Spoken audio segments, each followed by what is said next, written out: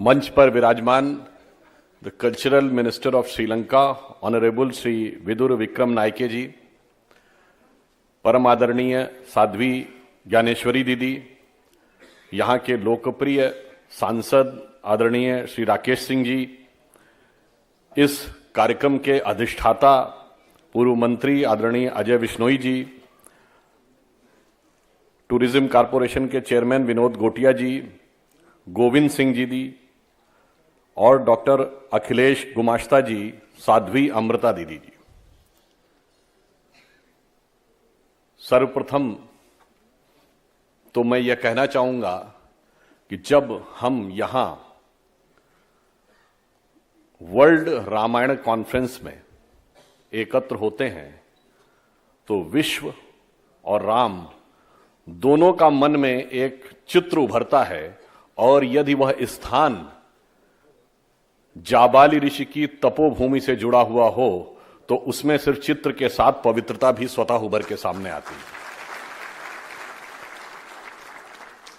और इसलिए मैं सर्वप्रथम अपना उद्बोधन इस पंक्ति के साथ प्रारंभ करना चाहूंगा कि यह तन प्रभु राम का, मन प्रभु राम का, तो मन से बोलिए जय श्री राम की। और लोक परलोक यही मोक्ष धाम है, तो हर क्षण बोलिए जय श्री राम। यहां इस अवसर पर देखिए उपस्थिति भी क्या है। आदरणीय दीदी जी हैं जो धर्म के पथ का प्रतिनिधित्व करती हैं, सांसद राकेश सिंह जी हैं जो कर्म के पथ का प्रतिनिधित्व करते हैं, श्रीलंका के हमारे मंत्री महोदय वो भी कर्म का प्रतिनिधित्व करते हैं, और जनरल जीडी बख्शी जी भी हैं जो शौर्य के पथ का प्रतिनिधित्व करते हैं। तो जब धर्म, कर्म और शौर्य तीनों ही दिखें तो वही तो साक्षात भगवान राम का स्वरूप होगा।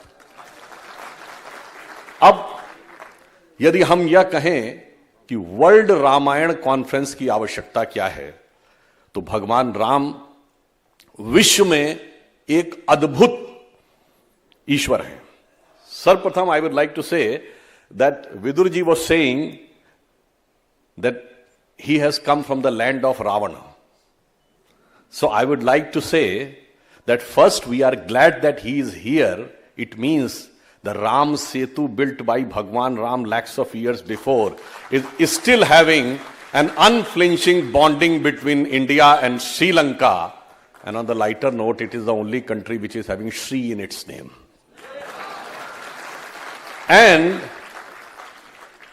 he was saying that do we think that he represents the descendants of Ravana? Some of our respected audience has said, no, we think that you represent the Vibhishana. But I would like to say, no. I would like to say there is a distinct difference between Bhagwan Ram and rest of the world and culture. In every culture in the world you will find that there is a God and there is a devil. And these two forces are in perpetuity, and always there is a God, there is a devil, there is a duality. But in Indian culture, finally, whosoever is considered as evil, like Ravan, was nothing but the part of the supreme consciousness, और अंत में रावण की आत्मा भी राम में मिल जाती है. So that is non-duality. So that's why I want to say that we represent a non-duality of the culture, and so is the relationship and identity between India and Sri Lanka, which is non-duality. And look at the presentation given here. हमने उनको क्या दिया? तारा देवी. उन्होंने क्या दिया? भगवान Buddha. Some of you people might be knowing that तारा सिर्फ हमारी हिंदू संस्कृति में ही देवी नहीं है. वो महायान बौद्ध धर्म में जितनी भी शक्तियां हैं उसकी देवी तारा है. इसीलिए जिसको बौद्धिस्ट तंत्र कहते हैं, बुद्ध तंत्र की अधिष्ठात्री देवी तारा है. और देखिए, तारा हमने उनको दिया, उन्होंने बुद्ध हमको दिया. That itself explains the non duality of the culture. And it is unfortunate that these days there are certain forces in our country who try to create a duality, जो कभी कहना शुरू करते हैं साहब जो हम बुद्ध को मानते हैं वो मनु को नहीं मानते, मनु को मानते हैं तो बुद्ध को नहीं मानते। साहब these all things are baseless and some time we witness with our eyes but we are unable to understand. अब ये बताइए, जब पूजा करते हैं और जब टाइम ड्यूरेशन बोलना शुरू करता है पंडित, तो क्या बोलता है? ब्रह्मा आयु द्वितीय परार्धे, यानी ब्रह्मा जी की आयु का द्वितीय परार्ध। श्वेत वाराह कल्पे, श्वेत वाराह कल्प में, वैवस्वत मनवंतरे, वैवस्वत नामक मनु के कालखंड में, फिर क्या कहता? कलयुगे प्रथम चरणे बुद्धावतारे, फिर कहता अमुक नाम संवत्सर, अमुक नाम तिथि, अमुक नाम नक्षत्र। एक ही लाइन में मनु भी हैं, बुद्ध भी हैं, मगर अब क्या करें, मैकाले और मार्क्स के मानस पुत्रों के दिमाग में ऐसा बैठा हुआ है कि वो इस नॉन डुअलिटी को देखने के लिए तैयार नहीं है। But I would like to say कि when we talk about the world Ramayana conference, तो भगवान राम विश्व के एकमात्र ऐसे ईश्वर हैं जिनका व्याप इतना व्यापक है कि if I ask you, you name a single country in the world on whose national broadcaster every day Ramayan is relayed.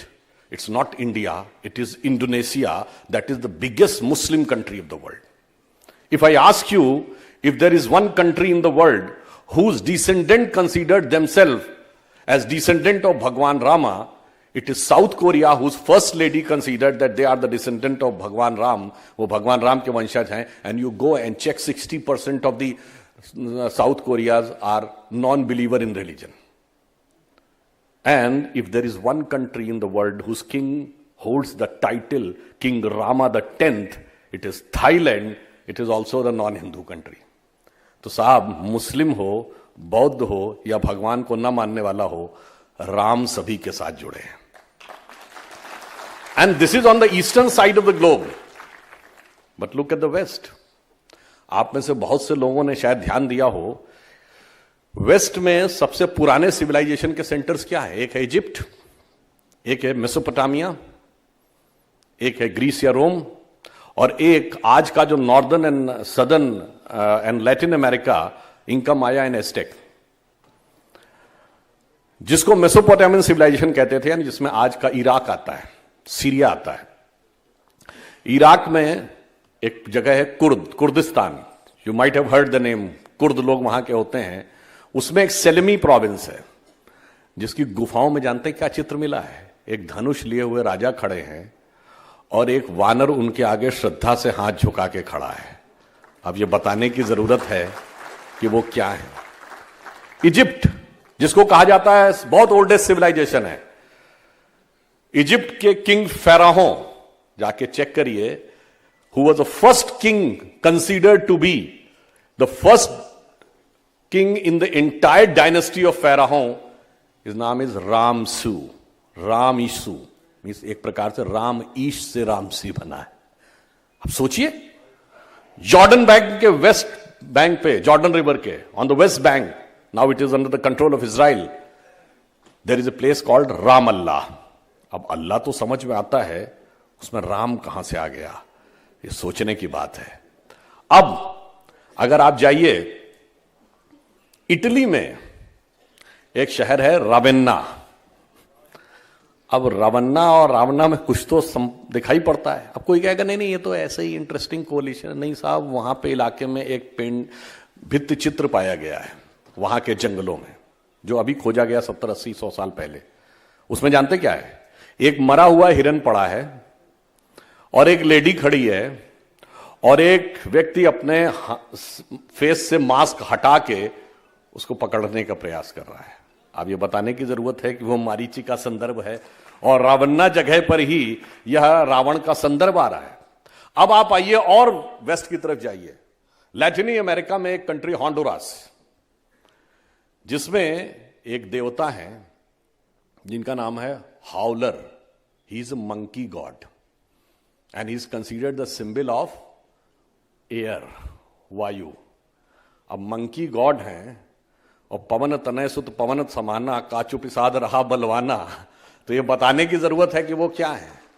तो आप देखिए कि दुनिया के पश्चिमी छोर से पूर्वी छोर तक यदि कोई एक भगवान है, जो उन जगहों पे भी हैं जो लोग हिंदू धर्म को नहीं मानते, वो भी समान रूप से उनको अपना भगवान मानते हैं, मैं चुनौती से कहता हूं कि कोई दूसरी धर्म संस्कृति सभ्यता में एक ईश्वर बता दीजिए जिसको उस धर्म को न मानने वाले भी पूज्य मानते हो।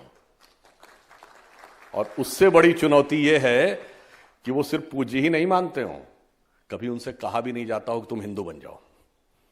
यानी आस्था भी रखो, फिर भी कोई नहीं कहता है कि आप अपनी आस्था अपने में रखिए और केवल सद्धर्म का आचरण करिए, क्योंकि हमारे तो गीता में क्या कहा भगवान कृष्ण ने, स्वधर्मे निधनम श्रेयो पर धर्मो भयावह। अपने अपने धर्म का पालन करिए।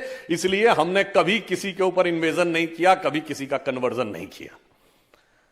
इसलिए भगवान राम का चरित्र अपने आप में इससे बड़ा वैश्विक प्रतीक कहीं नहीं हो सकता। हरे रामा हरे कृष्णा मूवमेंट पूरे यूरोप में चला था। अब यह तो हुआ भौगोलिक प्रभाव, यानी दुनिया के विस्तार में भगवान कहां है। अब एक बार बाहर की दुनिया के विस्तार से अंदर के तत्व की गहराई में देखिए तो भगवान कहां है। राम शब्द का अर्थ क्या होता है?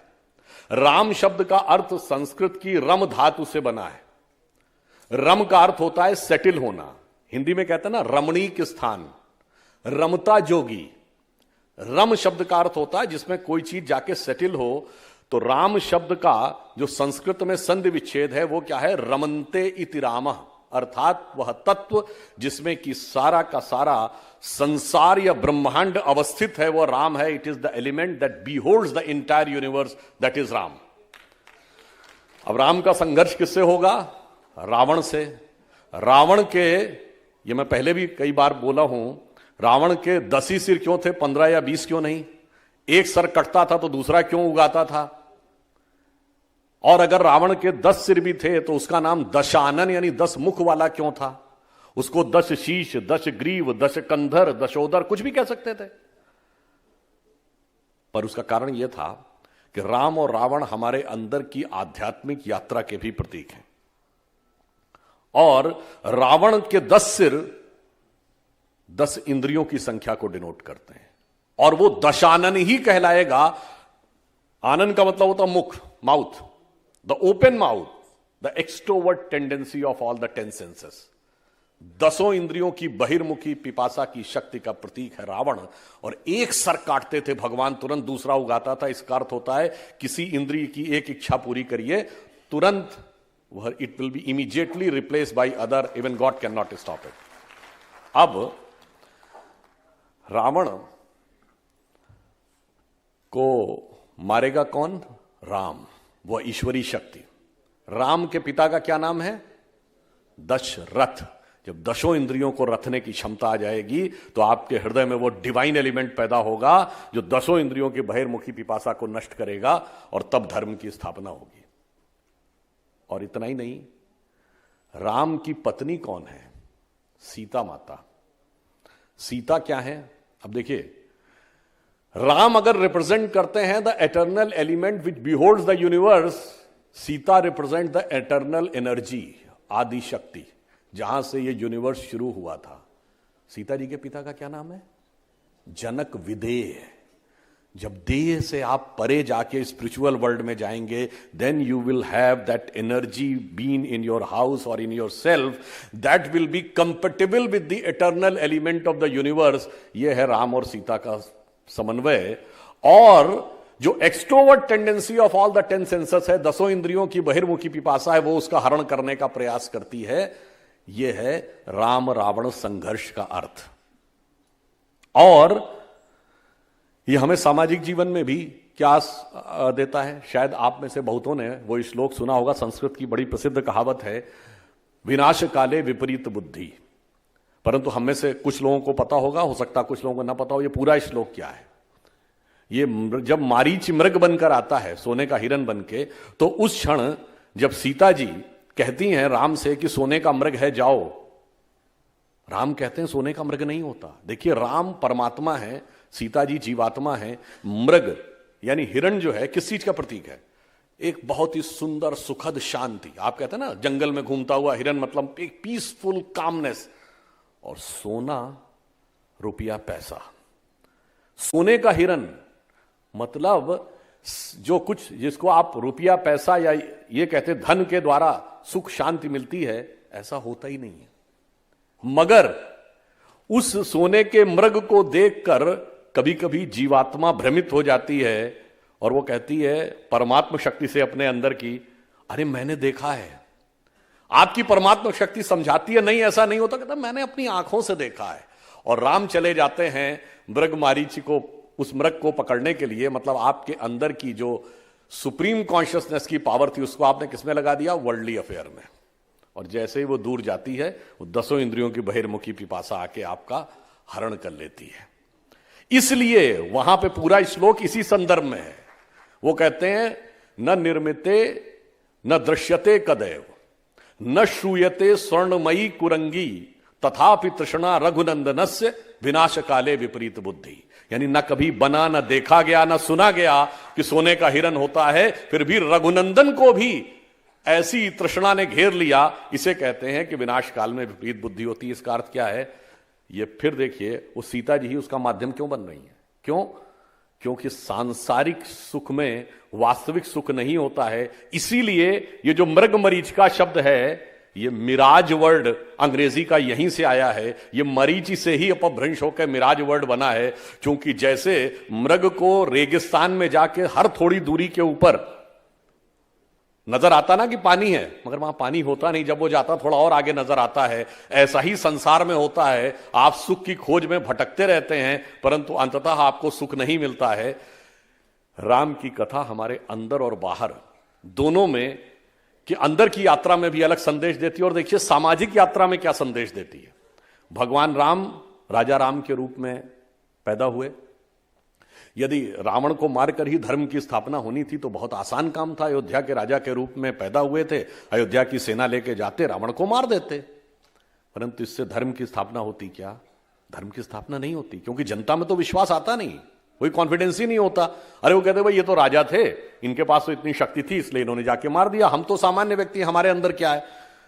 तो क्या होता है, पहले राजा राम वनवासी राम बनते हैं, फिर वन वन में जाते हैं निषाद राज, कोल, भील, शबरी, बानर, रीछ, भालू, सुग्रीव, अर्थात समाज के सबसे पिछड़े अंतिम सीढ़ी पर खड़े हुए व्यक्तियों को संगठित करते हैं और उस समय की विश्व की सबसे बड़ी शक्ति रावण को परास्त करते हैं। यह एक सामाजिक संकेत है कि समाज में धर्म की स्थापना तब तक नहीं हो सकती जब तक समाज की हर सबसे पिछली सीढ़ी पर खड़े हुए व्यक्ति का सम्मान और उत्थान ना हो जाए।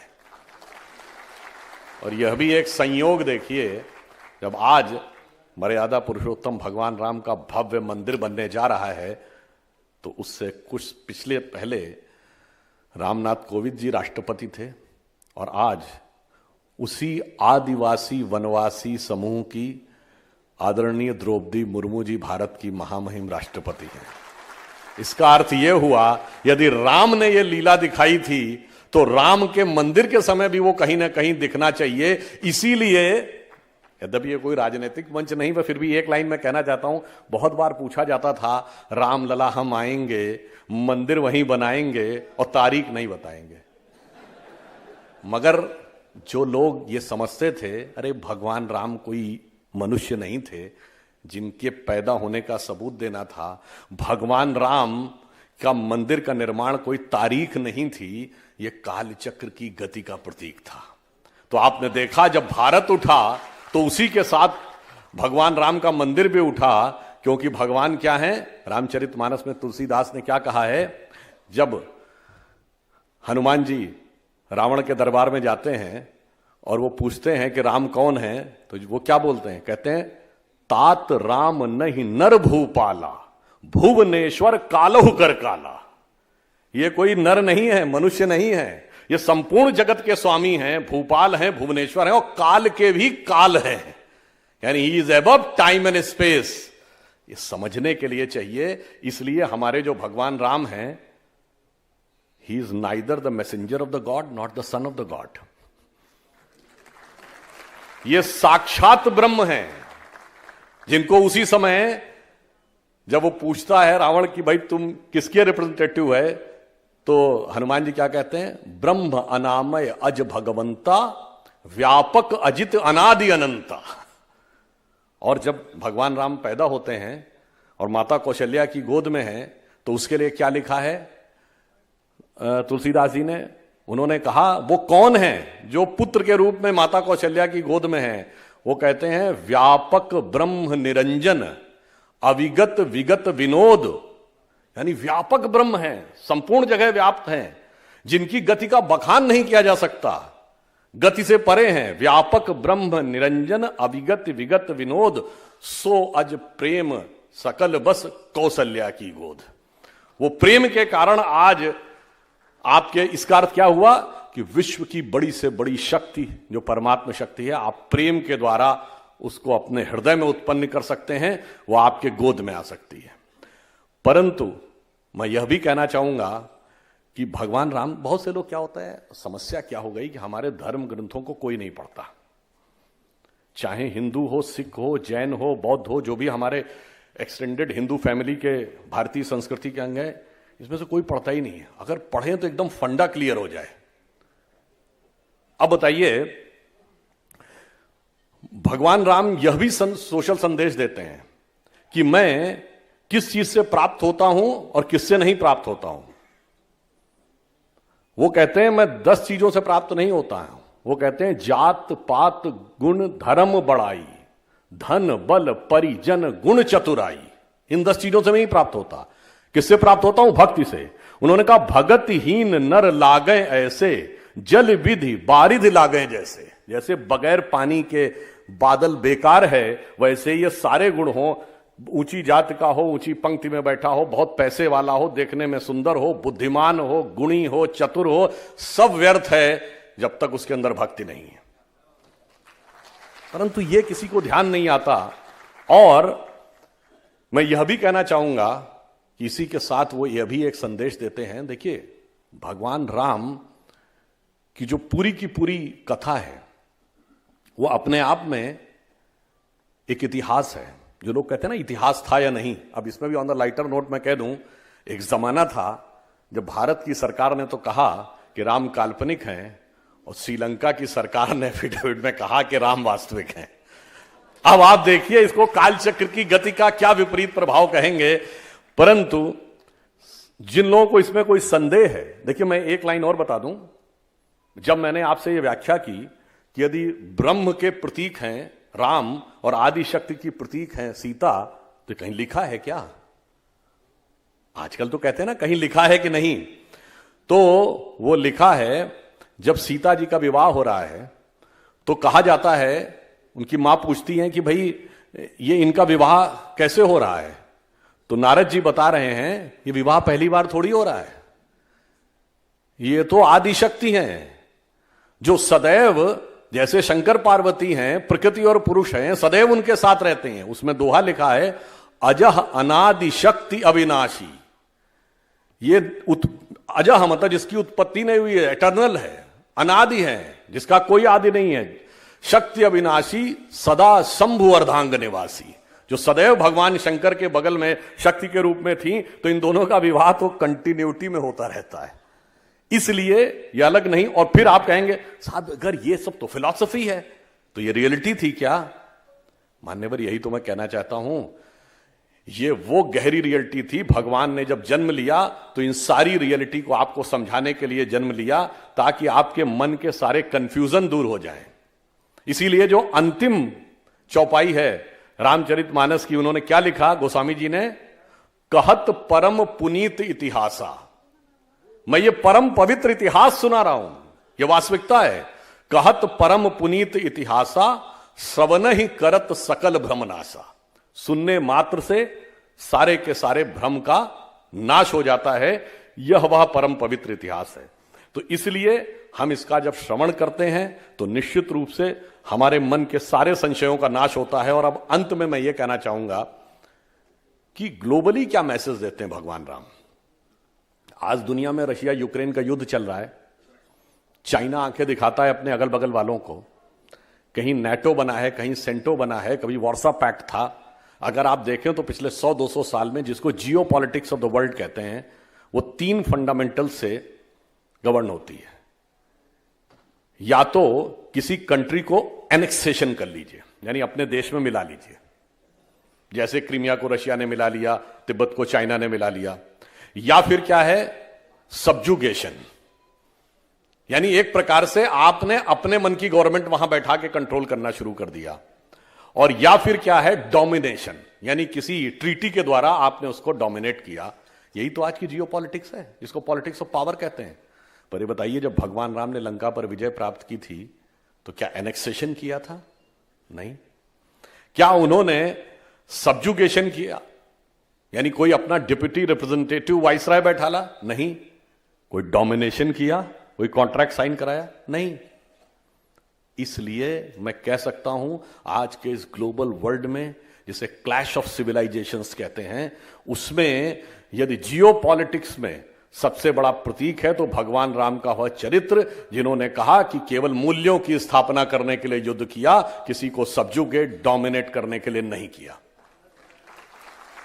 इसलिए यदि हम यह कहते हैं कि हम विश्व गुरु बनना चाहते हैं, तो हम विश्व गुरु किसी को दबाने के लिए, डोमिनेट करने के लिए नहीं बनना चाहते हैं, हम मोटिवेट करने के लिए बनना चाहते हैं। यह अंतर है। यदि भारत का राइज होगा और हमारा राइज होगा तो हम दुनिया को क्या देंगे? इसलिए वह संस्कृति जिसका कि प्रतीक भगवान राम है, वो पर्सनल लेवल पे भी मैं एक बात कहना चाहता हूं। ये बताइए, दुनिया का इतिहास भरा पड़ा है उस उदाहरण से कि भाई भाई को मार के गद्दी पे बैठा, बेटा बाप को मार के गद्दी पे बैठा। उसके कंट्रास्ट में यदि हम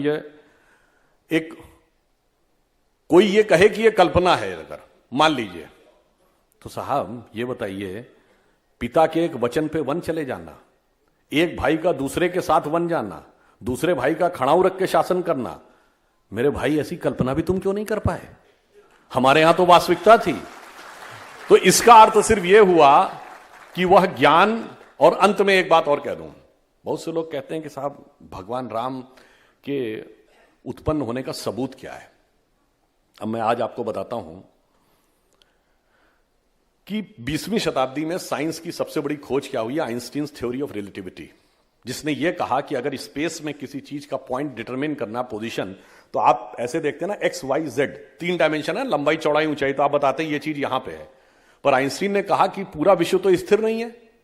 आपने धरती के सापेक्ष कहा ना, तो धरती स्थिर है क्या? नहीं है, हर चीज मूव कर रही है। तो उन्होंने कहा कि आपको एक्स वाई जेड के साथ चौथा डायमेंशन टाइम भी बताना पड़ेगा कि किस टाइम पे यह स्थिति है। अब आप सोचिए, टाइम को उन्होंने कहा 4th डायमेंशन है। अब टाइम को आप नापते कैसे हैं? जैसे आज अभी आप कहें कि इस समय 2:30 बजने वाले हैं, तो 2:30 तो जबलपुर में बजने वाले हैं ना, दिल्ली में कुछ और चलिए, आप तो इंडियन स्टैंडर्ड टाइम है, लंदन में, जापान में, टोक्यो में तो कुछ और बज रहा है। तो आपने एक Indian standard greenish standard time माना, जो पूरे वर्ल्ड में एप्लीकेबल है। अब अगर आपसे पूछा जाए कि most accurate measuring parameter of time बताइए, जो मार्स पे, जुपिटर पे, सैटर्न पे या स्पेस में किसी पॉइंट ऑफ सोलर सिस्टम पे जाके स्थिर हो और वो सब जगह एप्लीकेबल हो, तो it is nothing but the relative positions of planet. You think and think it is only and it can only be the relative positions of the planet।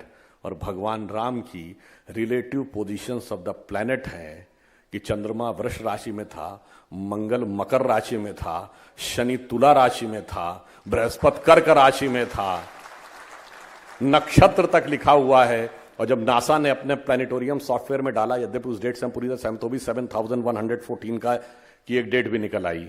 तो मैं सिर्फ यह कहना चाहूंगा कि रामायण में आप वैश्विक दृश्य देखना चाहें, जियो पॉलिटिक्स देखना चाहें, समाज देखना चाहें, साइंस देखना चाहें, या अंतर्मन का अध्यात्म देखना चाहें, सब तरफ से आपको क्या देखने को मिलेगा, जिसे कहा गया है राम कथा सुंदर करतारी। जैसे पक्षी बैठे हो, ताली बजाइए तो पक्षी उड़ जाते हैं ना, तो संशय के सारे पक्षी उड़ जाते हैं। राम कथा सुंदर करतारी, संशय विहग उड़ावन हारी।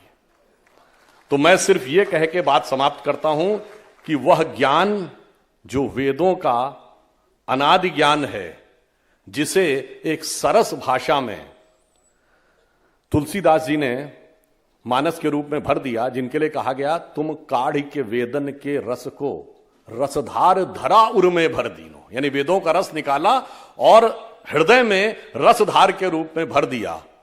तो जो वो उसके प्रतीक थे, इसलिए मैं सिर्फ ये कह के बात समाप्त करना चाहूंगा। अटल बिहारी वाजपेयी जी की बड़ी फेमस कविता थी, हिंदू तनमन हिंदू जीवन रग रग हिंदू मेरा परिचय। उसका जो एक छंद है, जो भगवान राम के वह चरित्र, उस सब को प्रतीकात्मक रूप में दिखाता है। वो कहते हैं, और देखिए कहां से दिखाता है, होंडुरास से लेके इंडोनेशिया तक।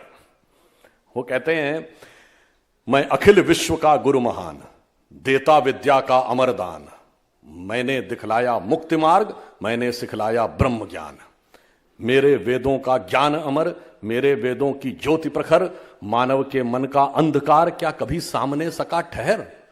मेरे स्वर नभ में गहर गहर, सागर में के जल में चहर चहर, इस कोने से उस कोने तक कर सकते जगती सौरभमय, हिंदू तन मन हिंदू जीवन रग रग हिंदू मेरा परिचय।